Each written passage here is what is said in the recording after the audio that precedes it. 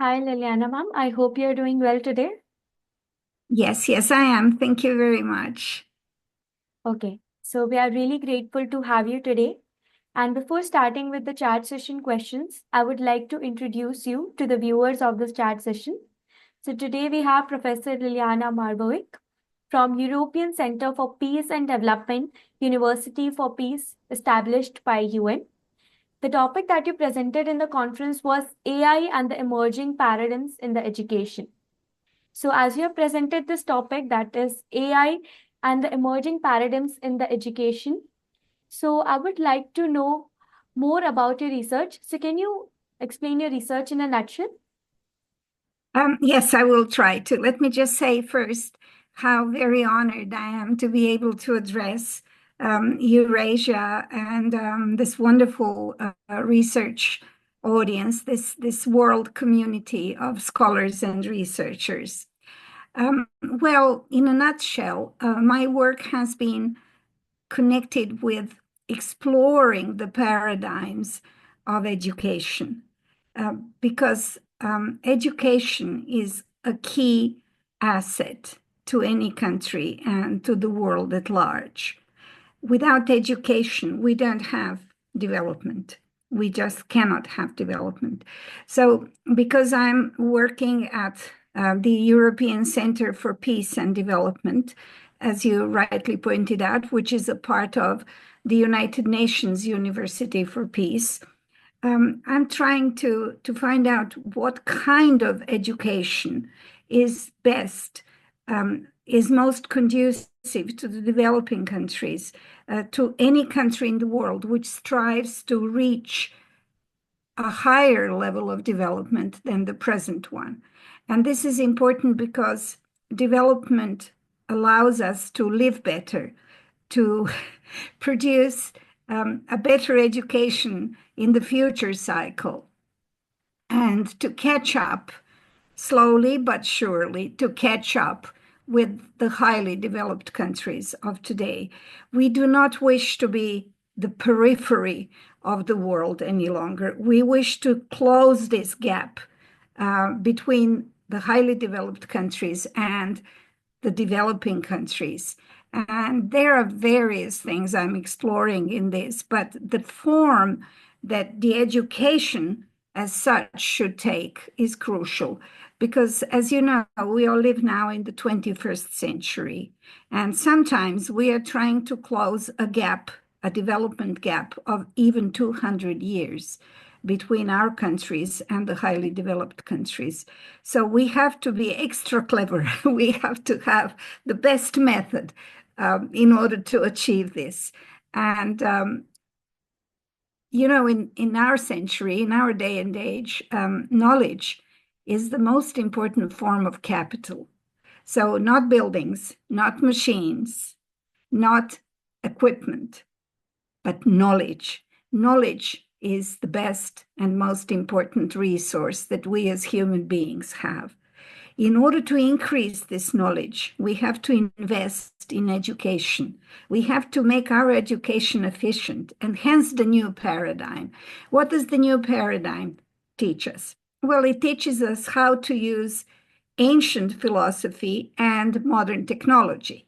Okay, so if we now have AI, if we now have the Moodle platforms, which are, by the way, free of charge and ideal for the developing countries and the developing world as such, if we have able teachers, excellently educated teachers and professors, then we have to devise a system which will allow these brilliant teachers to spread this efficient education to the masses of workers and employees who are going to effect this development in their countries and at the level of the global community. So we took an ancient paradigm, which was actually known, as I pointed out in my presentation, since the 12th century in China. This was the work of a famous Neo-Confucian called Zhu Xi. But this was the paradigm of self-education or learner autonomy. And it was discovered in the West only in this century, in fact, in the 20th century, which is already last century. And I gave examples of two most prominent thinkers who expounded on it and made it possible and married it up with new technologies, which is what I'm researching. And that is a Frenchman and an Englishman. But the most prominent among the two is Professor David Little of Trinity College, Dublin, who said that all learning is actually autonomous learning, and that if a person wants to learn, there is no one who is going to stop him or her. They have to steal knowledge. They have to fight for this knowledge, and they have to make it their own. This is the process of cognition, which is best effected in the learner autonomy paradigm. And now what happens when you marry this up with the new technologies? You get the new technologies enabling the dissemination of this knowledge to the large student audiences. And that makes it usable and effective for developing countries.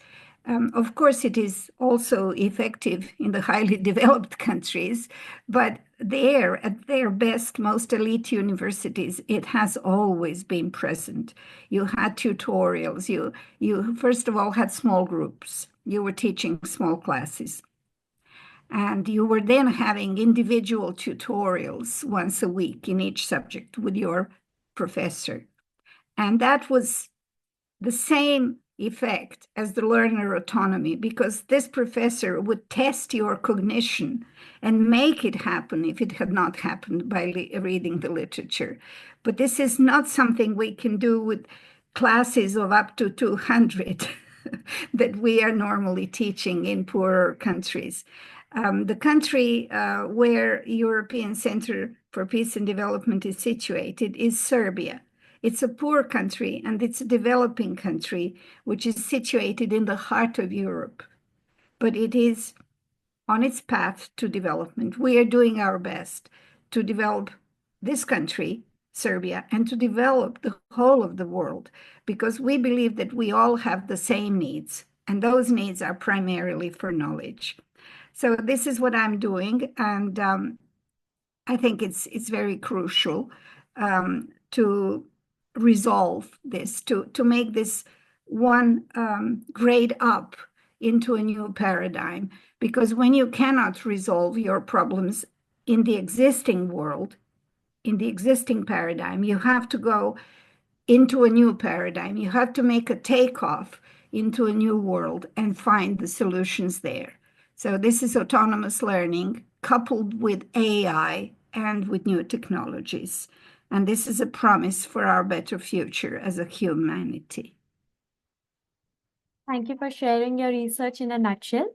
As you have shared your experience and comparisons and insights on the topic, so we would like to know that what were the challenges that you faced in your research journey? Well, the challenges were enormous because the research and the teaching community at universities all over the world, irrespective of where they are located, is characterized by conservatism. Professors are very, very conservative, even if they are not aware of it. So the first person who unmasked this fact was Thomas Kuhn in the 70s. He wrote a lovely little book called The History of Scientific Revolutions. And sometimes it is quite comic, but professors are so conservative that he said there is no shift into a new paradigm until the current generation of professors retires or dies. So it was very difficult to overcome this conservatism because people wanted to teach in small classes in the classrooms and to be able to read the papers that their students write, not realizing how expensive this methodology was and how far out of the reach of most universities in developing countries it stands. And it was until COVID. When COVID happened, then most countries, even Oxford and Cambridge, everybody started teaching online because that was the only way to preserve life, to preserve the professors and the students. And then they started realizing, nilly-willy, that teaching online and with new technologies is possible and could be very desirable. But this reduced this conservatism a little bit, but I had to fight very hard to remain in the teaching online orbit and using the new technologies to disseminate the knowledge to the large masses of students, even after COVID officially stopped. It is not easy, but we must persevere. If we believe firmly in what we are doing and how we are doing it and why we are doing it, then we have to stand very still and very pertinent on our standpoint, because this is for the good of all students at all ages, all over the globe. Not even the most developed countries are so rich any longer. Everybody needs to save and to have bigger effects, because everybody else will be overtaking them in development. So we cannot stand still. We cannot allow to be conservative in our approach to teaching methodologies. We have to explore the possibilities of new technologies day by day, because as you know, technologies are rapidly changing and rapidly advancing. So we have to keep up with our philosophy of teaching and to check our results.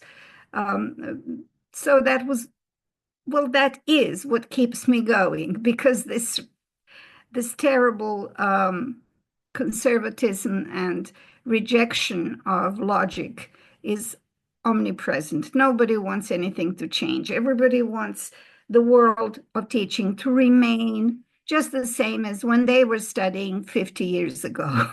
And you understand that that is not possible without heavy losses, of course. The opportunity cost of conservatism in this respect is very high. Thank you for sharing the challenges that you faced during your research journey. I am very sure that the viewers will find it really helpful. As you have shared the challenges that you faced during your research journey, so there must be something that kept you going, right? So we would like to know the motivation that kept you going during your research journey. Well, my motivation was basically the need to help humanity, the large part of human race, to develop. Because in my student days, which was in the 70s, there was a wide gap between the highly developed countries and the so-called developing countries. But unfortunately, after the 70s gap, this gap became larger and larger, deeper and deeper. The gap between the developed and the underdeveloped or developing countries has only widened and deepened in the meantime, in these decades. So I decided, after finishing my PhD, which was in 1984, I decided that I have to contribute to this fight to reduce this gap, to close this gap, to help the world to develop, especially the developing world. We had a very powerful drive. The European Center for Peace and Development had a very powerful drive towards the South-South cooperation. And I still believe that even today, the South-South cooperation, meaning using our own resources as developing countries, combining them and collaborating between ourselves, we can do a lot for ourselves. We can do a lot to close this gap. But of course, in each developing country, we have a certain number of highly educated people who were schooled and trained at the world's top universities and who come back to their homes with superior knowledge of the moment. So if we strive to find the good pedagogies, this new paradigm of education, we can spread what we learned at the highly developed countries' universities to our own universities and to our own labor force, to our own population. And this was my motivation, and it has been all my life. I came back to Serbia at the age of 23 after graduating and finishing my master at the University of Cambridge in England. And I was really full of desire to spread this knowledge to everyone that wished to study in my own country. And this is what keeps me going even today. I can see that our fight for development is equal to our fight for peace. And in turn, peace enables development, because what we need in developing countries is, first of all, peace and social peace and a harmonious developing society within our own countries and in the cooperation with the rest of the world. And for that, we need to increase our educated workers, our educated people. And the population needs to go one step higher each year and has to keep up the pace with the developing countries, which is not easy, which is a big requirement, but it pays off. It pays off because now look what happened in China. Look at their development pace. Look at the development pace in many developing countries. The fastest growing economy in Europe is Malta. Malta is a small island that relies heavily on tourism, but it is the fastest growing country in this year in Europe. And do you know who is number two compared to the growth rate results? It's Serbia. Believe it or not, it's Serbia. You may say that Malta is not a developing country, but we could argue on that. But Serbia is definitely a developing country, but it is growing very fast. So we have to, and this is what keeps me persevering on this path. We have to know, we have to keep this knowledge, we have to increase this knowledge all the time, and we have to share it among our populations. And that will bring the development gap close one day, I hope soon, and that will make us all happier and live better. Thank you so much for sharing your motivation, Ljiljana ma'am. That was really great to hear that how dedicated and determined every professor is for a developing country like Serbia. And we are really grateful to have you today, and our viewers would really be helped by your insights and experiences that you have shared. Also, related to that, we would like to know your advice or your suggestions to the young researchers who have just started their research journey so that they can be helped as well. Thank you. I'm so pleased to say what I think that can encourage them. Please be brave. Please understand that your ideas today are the best ones. If you're not sure, please consult with us, senior researchers, because we only have experience and we only look at the world diachronically. In that case, we can be of help to you. So consult your professors, consult your older colleagues, consult among yourselves as young researchers, but be brave. Be sure that what you feel down here in your soul and in your mind about the situation, about the existing paradigm, is a critique of this paradigm, and stick to it. Don't be discouraged. Don't be discouraged faced with conservatism of some of the older colleagues. Know that you're right. Why I'm saying that you young people are right. because you belong to this day and age. You belong to this generation. You understand technology much better than anyone else, and you can keep up with its fast developing phase and pace. So your vision of the world and of the needs of your countries is the real one. That's the correct one. So your choice of the development paradigm or the research paradigm in your field will be excellent, but test it in conversation with professors, with your older colleagues. Test it among yourselves in your peer consultations.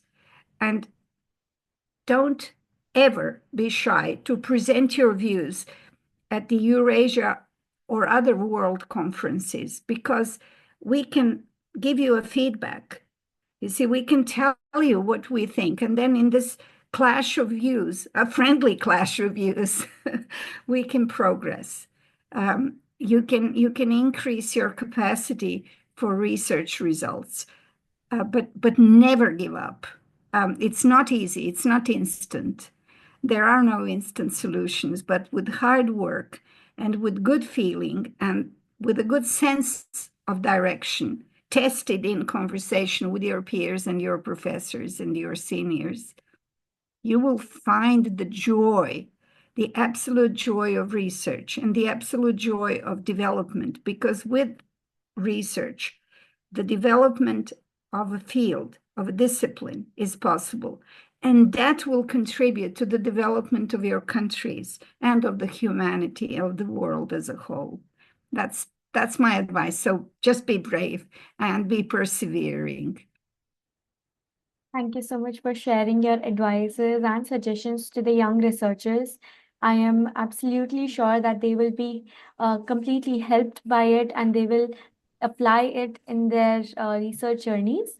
And the last question we have today is that you attended one of our conferences, and what would be the feedback that you would like to give for our conference? It was an excellent conference. I attended some of your conferences in the past, actually, as well.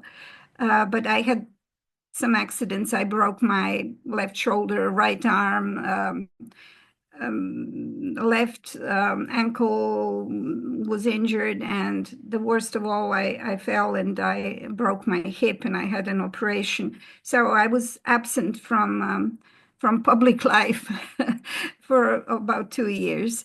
Coming back to attend this conference was a great joy to me. It was an intellectual food. It was something that gave me back the energy to keep researching and to share views with other intellectuals, with other researchers. The feedback or the takeaway from the conference was that it is all happening. AI is here. We just have to learn how to use it. There are many questions posed nowadays. Is AI dangerous? Well, it is not actually the AI itself which is dangerous. It's the people who create, who program the AI that have to be conscientious, and that have to have humanism as their guiding force. So my takeaway from the conference was very, very inspirational. I found it a great driver to our development, personal as researchers. And I'm looking forward to the next one, because I just love to be in touch with other colleagues who do research and who strive for the good of humanity. Thank you so much, Professor Ljiljana. We are really honored to have you. And even after listening to the incident, that was really sad that you had a major accident. But even after that, you have not stopped and you kept going for the developing of your place and for the development of the researchers and other people. So we are absolutely proud of you. And thank you so much for joining us in the chat session today. We are honored to have you. And we are looking forward to see you at our upcoming events as well. Thank you so much. Thank you so much. I enjoyed this opportunity very much, and I would like to share my best wishes to you and to all our colleagues for the Happy New Year that is coming in a couple of days. And I wish you many, many good and successful and useful conferences with a high impact on the development of the human race. Thank you so much. Thank you so much. That's really sweet of you. And Happy New Year to you as well in advance. Thank you. Thank you so much. Thank you. Bye-bye. Bye bye.